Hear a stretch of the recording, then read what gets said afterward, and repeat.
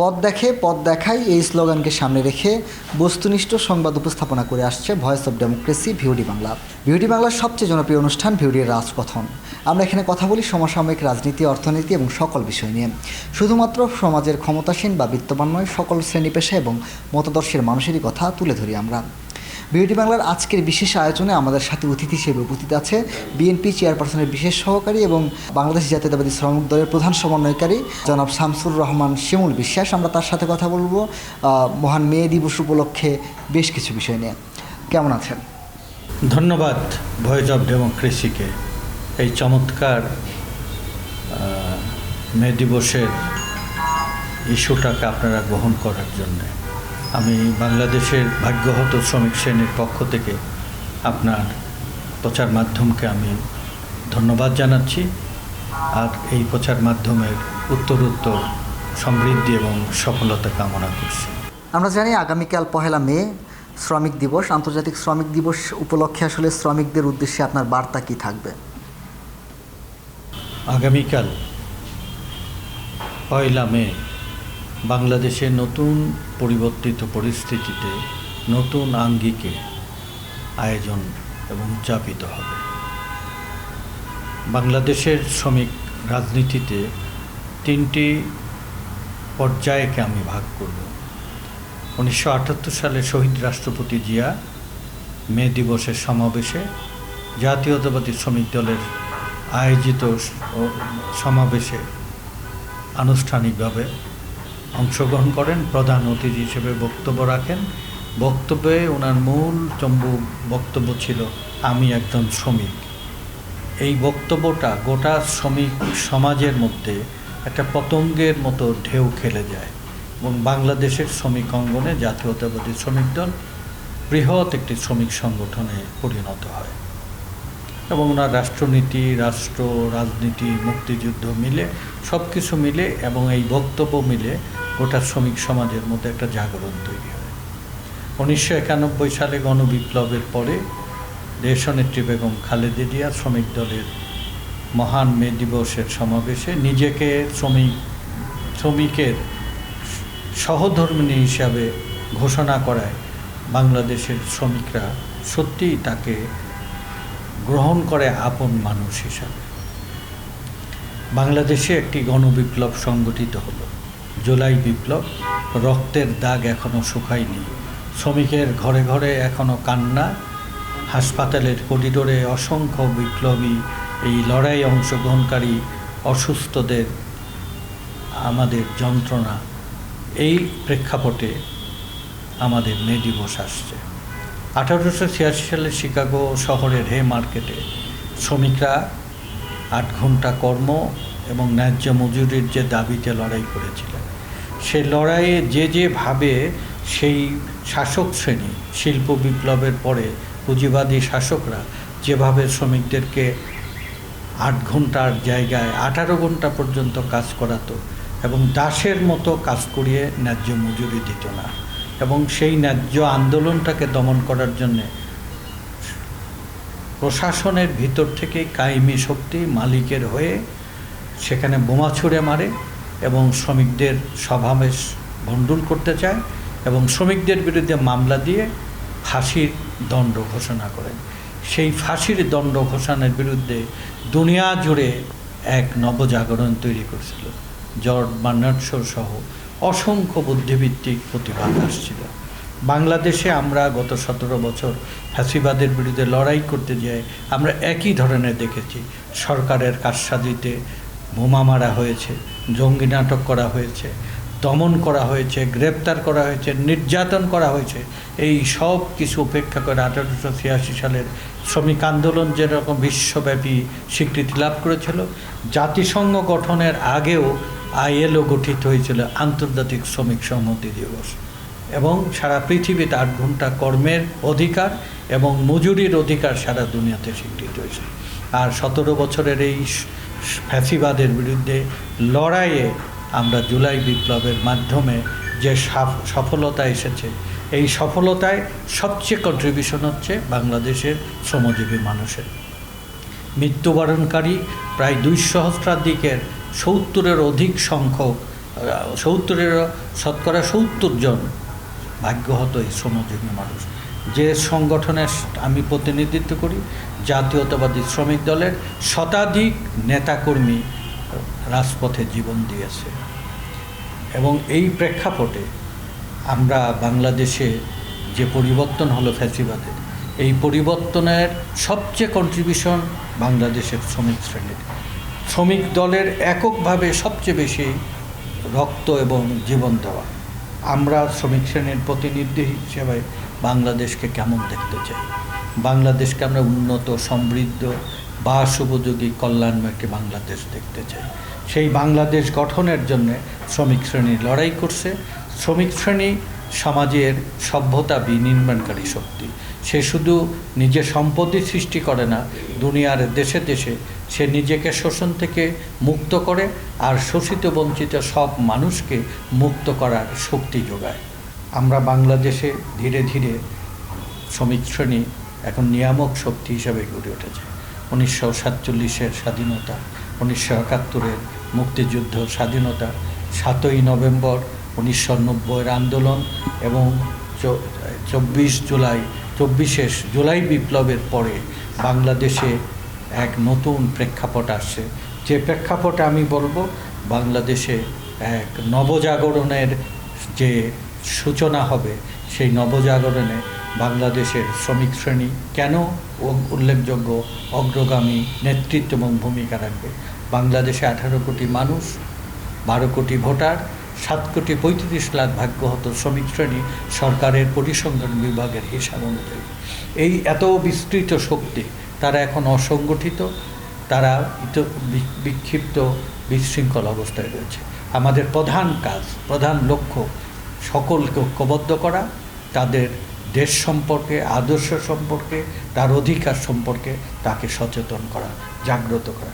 এই নতুন প্রেক্ষাপটে আমরা রক্তের দাগ যখনও শুকাইনি, আমাদের সহস্র পরিবারে এখনও জাহাজারি কান্না, হাসপাতালে যে অসুস্থ বিপ্লবীদের আজকে তাদের সে কষ্ট, এই প্রেক্ষাপটে বাংলাদেশের শ্রমিক শ্রেণীকে ঐক্যবদ্ধ করার জন্যে আমরা এবার নতুন প্রেক্ষাপটে মে দিবস পালনের জন্য আমরা ঘোষণা চেষ্টা করছি। একটা ঐতিহাসিক পরস্পরা, শহীদ জিয়া, খালেদা জিয়া, তারেক রহমান, এই বাংলাদেশের শ্রমজীবী মানুষের প্রতিনিধিত্ব ভালোবাসায় মন জয় করেছে শহীদ জিয়া, সেজন্য সে অজেয় হয়েছে। খালেদা জিয়াও শ্রমিকদের পাশে দাঁড়িয়ে মন জয় করেছিল, তাই সে মাতৃত্বের এবং অজেয় রূপ লাভ করেছিল। তারেক রহমান গত 2 বছর ধরে নেপথ্যে সকল ধরনের সহযোগিতা করছিল, শ্রমিক সংগঠনকে গড়ে তোলা, শক্তিশালী করা, ঐক্যবদ্ধ করা। এই প্রথম গত 2বারও তাকে আমরা আমন্ত্রণ করেছিলাম, উনি বলছিল সময় হলে যাব। এবার উনি এই মে দিবসে সমাবেশে প্রধান অতিথি হিসেবে ভার্চুয়ালি অংশগ্রহণ করবেন।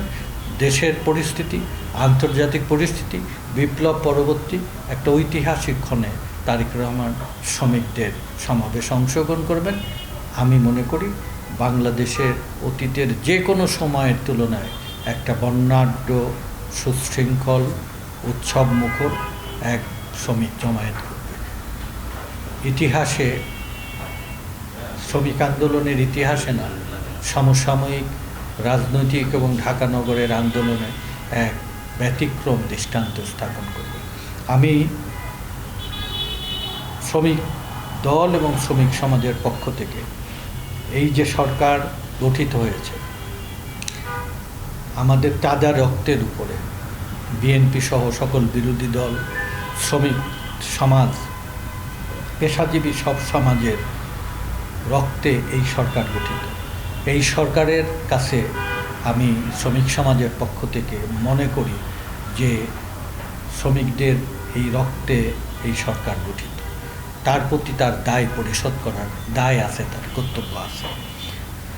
আমি অনুরোধ করব ILO কনভেনশনে অনুস্বাক্ষরকারী দেশ হিসাবে সরকারকে শ্রমিক কর্মচারীদের জন্য 1 তারিখের আগেই জাতীয় মজুরি কমিশন এবং ন্যূনতম মজুরি ঘোষণা করা উচিত। ILO কনভেনশনের 138-এর ধারা অনুযায়ী ন্যূনতম মজুরিও নতুন বয়স নির্ধারণ থাকলেও তা এখনও বাস্তবায়ন হয়নি, তা বাস্তবায়ন করা উচিত। আইএলও কনভেনশনের 155-187 অনুযায়ী কর্মক্ষেত্রে স্বাস্থ্য সুরক্ষা ঝুঁকি মোকাবেলার ব্যবস্থা এখনও হয়নি। আমাদের এই সরকারের কাছে দাবি, সেই ঘোষণা সরকার চুক্তিবদ্ধ হয়েছে আইএলওর সাথে, সেটা ঘোষণা করা উচিত। আইএলও কনভেনশন 1990-এর ঘোষণা অনুযায়ী কর্মক্ষেত্রে gender based violence protection at work in the world বাস্তবায়ন হয়নি, যার ফলে অনেক জায়গায় নারী শ্রমিকেরা নানা হয়রানির শিকার হচ্ছে। এটা ইমিডিয়েট বাস্তবায়ন করা উচিত। আর আমি বাংলাদেশের এই প্রেক্ষাপটে উল্লেখ করব, নারী শ্রমিকদের কর্মক্ষেত্রে নারী শ্রমিকদের বাচ্চাদের জন্য ডে কেয়ার সেন্টার চালু করা, নারী শ্রমিকদের মাতৃকালীন সুরক্ষা নিশ্চিত করা, বন্ধ সকল কলকারখানা চালু করা, নতুন শিল্প গড়ার জন্য বিশেষ উদ্যোগ গ্রহণ করা, বেকার সমস্যার সমাধান করার জন্য অপরিহার্য প্রয়োজন। আউটসোর্সিং বাতিল করে স্থায়ী পদ প্রতিটা অফিস কর্মস্থলে তৈরি করা, জাতীয় ন্যূনতম মজুরি 30,000 টাকা ঘোষণা করা, বৈষম্যহীন জাতীয় বেতন স্কেল এবং মজুরি কমিশন ঘোষণা করা, জরুরি পরিষেবা আইন বাতিল করা, খাদ্যসহ নিত্য পণ্যের দাম কমানো, 2018 সালের বিতর্কিত সড়ক পরিবহন আইন বাতিল করা, নিহত আহত শ্রমিকদের পর্যাপ্ত ক্ষতিপূরণ চিকিৎসার ব্যবস্থা করা, আর সকল শ্রমিকের ডাটাবেস তৈরি করে তাদের জন্যে বাজার ন্যূনতম মূল্যে রেশনিং ব্যবস্থা, যেভাবে বিভিন্ন বাহিনীকে দেওয়া হয়, শ্রমিক শ্রেণীকে কেন দিতে হবে? যে সেবা তৈরি করে, শ্রম তৈরি করে, সম্পদ তৈরি করে, সভ্যতা টিকে রাখে, দেশ সচল রাখে, তার প্রতি সরকারের আশু কর্তব্য পূরণের জন্য এগিয়ে আসা উচিত।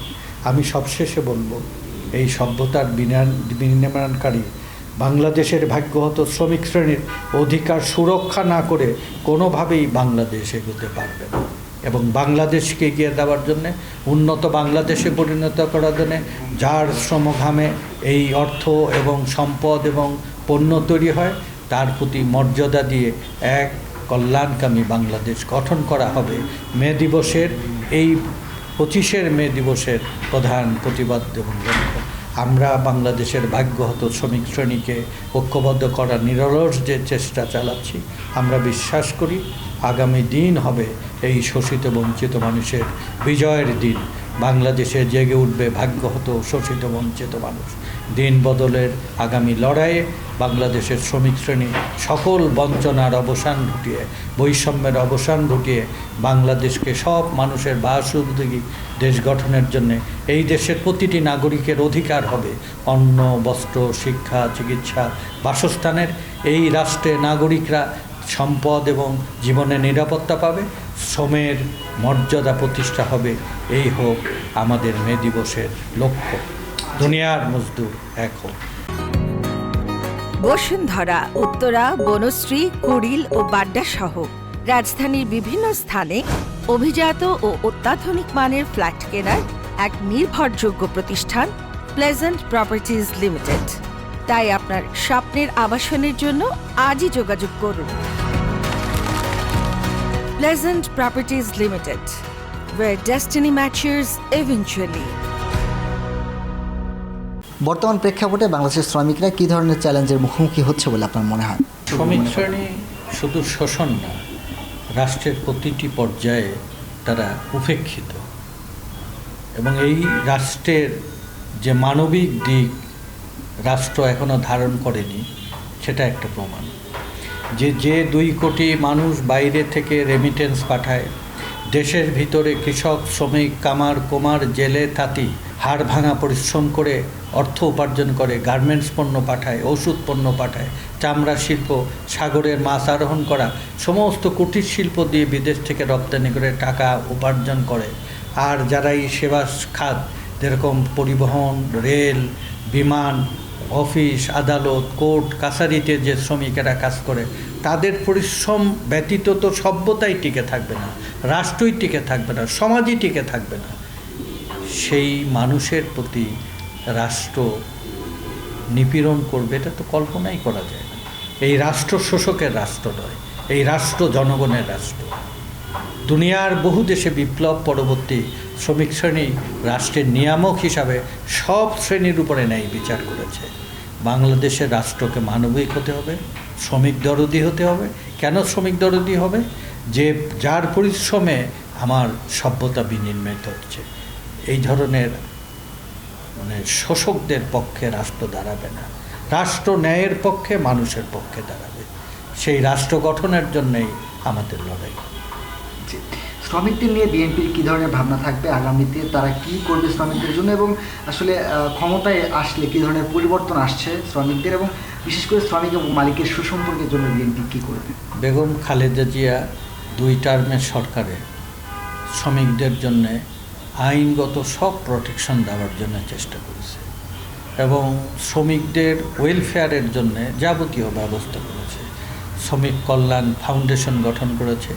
সড়ক পরিবহন শ্রমিকদের পরিশ্রম এবং অবদানকে স্বীকার করে সড়ক পরিবহন শ্রমিক কল্যাণ তহবিল গঠন করেছে। চা শ্রমিকদের কল্যাণ তহবিল গঠন করা, আইনকে যোগ উপযোগী করা এবং প্রতিদিন শ্রমিকদের সংকট এবং সমস্যা শুনলে উনি সমাধানের জন্য চেষ্টা করেছে। এবং উনি বিরোধী দল হিসাবে যখন চরম নিপীড়ন জুলুমের মধ্যে, তারপরে উনি 31 দফা কর্মসূচি ঘোষণার মধ্যে উল্লেখযোগ্য শ্রমিকদের জীবন মান পরিবর্তনের জন্য ঘোষণা করেন। ঐতিহাসিক ঘোষণা দেন এই বিপ্লব পরবর্তী আমাদের ভবিষ্যৎ নেতা তারেক রহমান। বাংলাদেশের দারিদ্রতা, বেকারত্ব এবং অব্যবস্থা, এটা থেকে দেশকে স্থিতিশীল করার জন্য 1,20,00,000 মানুষের কর্মের ব্যবস্থা করবে যদি বাংলাদেশ জাতীয়তাবাদী দল সরকার গঠন করতে পারে। এই চ্যালেঞ্জটা ঘোষণা করেছে আমাদের ভবিষ্যৎ নেতা তারেক রহমান। এই ঘোষণাটাই বাংলাদেশের দরিদ্র মানুষ, বেকার, অসহায় মানুষের মনে এক আশা জাগানিয়া ঘোষণা। আমি বিশ্বাস করি শহীদ জিয়া, তারেক জিয়া, খালেদা জিয়ার পদাঙ্ক অনুসরণ করে বাংলাদেশের ভবিষ্যতে সত্যিকার অর্থে একজন জননেতা হিসাবে দেশ সেবায় অবদান রাখবে আমাদের ভবিষ্যৎ নেতা তারেক রহমান। আমরা দেখেছি শহীদ প্রেসিডেন্ট জিয়াউর রহমান, তিনি কিন্তু তার বক্তব্যে বলেছিলেন যে ছেলেরা কৃষিকাজ করবে, 1 ফোঁটা জমি যাতে ফাঁকা না থাকে, এবং তাই তিনি বলেছিলেন যে যারা মেয়েরা আছে তারা কিন্তু বাসায় কুঠির শিল্প করবে, হস্তশিল্প করবে। এর মাধ্যমে কিন্তু একটি বিপ্লবের সূচনা হয়েছিল এবং এর পরবর্তীতে জনাব তারেক রহমানও কিন্তু 31 দফা দিয়েছে। সেখানে কিন্তু শ্রমিক অধিকার নিয়ে কথা বলেছে এবং শ্রমিকের মজুরি নিয়ে বলা হচ্ছে এবং বেকার সমস্যা থেকে শুরু করে বেশ কিছু বিষয় নিয়ে কিন্তু বলা হয়েছে। আসলে এটা যদি বাস্তবায়ন হয় তাহলে শ্রমিকদের ভাগ্য উন্নয়নে কী ধরনের পরিবর্তন আসতে পারে বলে আপনার মনে হয়? তারেক রহমানের একটা ঐতিহাসিক ঘোষণা, একটু চেষ্টা, একটু উদ্যোগ এনে দেবে সফলতা, পরিবর্তন ঘটাবে জীবনমান। তো তারেক রহমান তো কৃষি নিয়ে, কর্মসংস্থান নিয়ে অনেক আগে থেকে, ক্ষমতার অনেক আগে থেকে উনি এই ভাবনাগুলো ভাবেন, চিন্তাগুলো করেন। বাংলাদেশকে এত মানুষ কি করে এই দেশের মানুষকে জীবন মান পরিবর্তন করবে উনি নিজে চিন্তা করেন, সেই গবেষকদের সাথে, বিশেষজ্ঞদের সাথে চিন্তা করেন। আমি ওনাকে যতটুকু দেখতে পেরেছি, উনি কিন্তু ওনাকে কায়েমি শক্তি, দেশবিরোধী শক্তি ওনাকে ভিন্নভাবে চিত্রিত করার শত চেষ্টা করেও সোনা সাগরে থাক আর পাহাড়ে থাক আর মাটিতে পড়ে থাক, তা সোনাই থাকে। তারেক রহমান বাংলাদেশের মানুষের কাছে সত্যিকার অর্থে একটি সোনা, যে সোনা প্রস্ফুটিত হবে মানুষের ভাগ্য বদলে। বর্তমানে সরকারের যে শ্রমনীতি রয়েছে, যেটি আসলে এতদিন ধরে প্রয়োগ হয়ে আসছে, এই শ্রমনীতি নিয়ে আপনার মতামত কী? এই শ্রমনীতির প্রণয়নের পিছনে যে রাষ্ট্র, সে রাষ্ট্র তো কায়েমি শক্তিদের রাষ্ট্র, তারা তাদের স্বার্থকেই প্রাধান্য দেয়। আর এখানে দ্বন্দ্ব রয়েছে, লড়াই রয়েছে।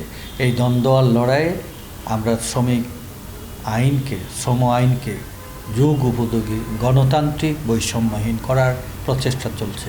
এই সরকার যদি মৌখিকভাবে প্রতিশ্রুতিবদ্ধ যে ওনারা সংস্কারের মাধ্যমে শ্রমিকদের ন্যায্য অধিকারকে সুরক্ষিত করবে, আমরা আশা করব ওনার এই মেয়াদ সময়ের মধ্যে আগামী বাংলাদেশে যদি কিছু ভালো কিছু করে তারা স্মরণীয় থাকতে চায়, বাংলাদেশের এই ভাগ্যহত মেহনতি মানুষের জন্য একটি যোগ উপযোগী গ্রহণযোগ্য গণতান্ত্রিক শ্রম আইন ওনারা করবে, যেটা শহীদ জিয়া করেছেন অগ্রগতি, বেগম খালেদা জিয়া যে অগ্রগতি করেছেন ওনারাও সে অগ্রগতিতে অবদান রাখবে। আমরা দেখেছি জুলাইয়ের আন্দোলনে শ্রমিকদের ভূমিকা, এবং তাছাড়াও বাংলাদেশ জাতীয়তাবাদী শ্রমিক দল গত ফ্যাসিস্ট সরকারের আমলে কিন্তু গুম, খুন, হত্যা থেকে শুরু করে বিভিন্নভাবে নির্যাতিত হয়েছে। এই নির্যাতিত শ্রমিকদের পাশে সবাই বিগত সরকার তারা থাকার কথা বললেও কিন্তু আসলে সেভাবে থাকেনি। সেক্ষেত্রে কিন্তু আমরা দেখেছি বিএনপি 30,000 টাকা ন্যূনতম মজুরি দাবি করেছে। এটা কি আসলে বাস্তবায়ন সম্ভব এবং বিএনপি কি এটা করছে কিনা? বিএনপি সবসময় শ্রমিকদের ন্যায্য দাবির পক্ষে অবস্থান করেছে। বিএনপি একটা বাংলাদেশের প্রগতিশীল একটা রাজনৈতিক দল। বিএনপি ডানপন্থীদের বামে, বামপন্থীদের ডাইনে, সেন্টার পয়েন্ট রাজনৈতিক দল। সমাজের সকল অংশের প্রতিনিধিত্ব করে।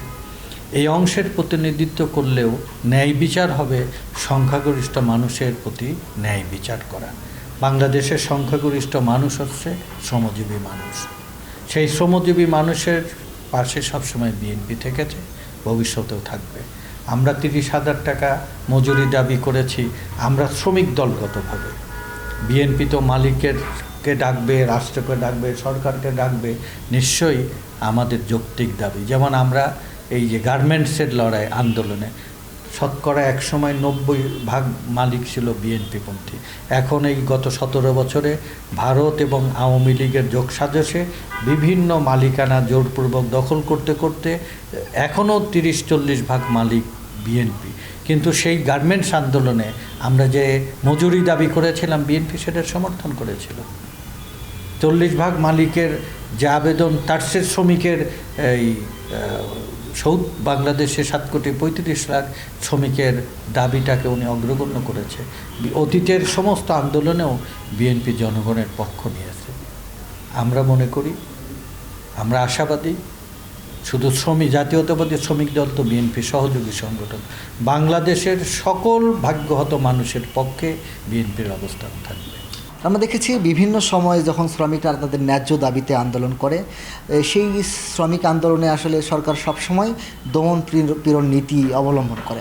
আমরা দেখেছি গত এই সরকার, যে বর্তমান সরকার রয়েছে, তারাও কিন্তু শ্রমিক আন্দোলনে একটি দমন পীড়ন নীতি অবলম্বন করেছে। ঈদের আগে যখন শ্রমিকরা শ্রমভবন ঘেরাও করলো, তারা কিন্তু পুলিশ দিয়ে লাঠিচার্জ করেছে, অন্যান্য বিভিন্ন করেছে। বিএনপি ক্ষমতায় আসলে এ ধরনের দমন পীড়ন চলবে কিনা? দমন পীড়নটা শুনতেই তো একটা খারাপ শোনায়, তাই না? দমন পীড়ন করবে কেন? দমন পীড়নের বিরুদ্ধেই তো বিদ্রোহ গড়ে উঠবে। শ্রমিক শ্রেণী সংগঠিত হবে আদর্শের ভিত্তিতে, শৃঙ্খলা নিয়ে দমন পীড়নকে মোকাবেলা করেই পরিবর্তন আনবে। সমাজের পরিবর্তনটাই তো একটা বিপ্লব হচ্ছে কি সৃষ্টি সুখের উল্লাসে নতুন সৃষ্টির জন্যেই একটা বিপ্লব হয়। আর রাষ্ট্র শোষণ বঞ্চনার জন্যে দমন পীড়ন করে। দমন পীড়ন যেখানে আসবে সেখানে বিদ্রোহ আর বিপ্লব আসে। বিএনপি মধ্যপন্থার দল, দমন পীড়নে বিএনপি বিশ্বাস করে না। ধন্যবাদ আপনাকে ভিওডি বাংলার সাথে সময় দেওয়ার জন্য। দর্শক, আপনাদেরকেও ধন্যবাদ জানাচ্ছি ভিওডি বাংলার সবচেয়ে জনপ্রিয় অনুষ্ঠান ভিওডির রাজকথনের সাথে থাকার জন্য। দেখা হবে পরবর্তী কোনো আরেকটি পর্বতে। ততক্ষণ পর্যন্ত ভালো থাকবেন, সুস্থ থাকবেন।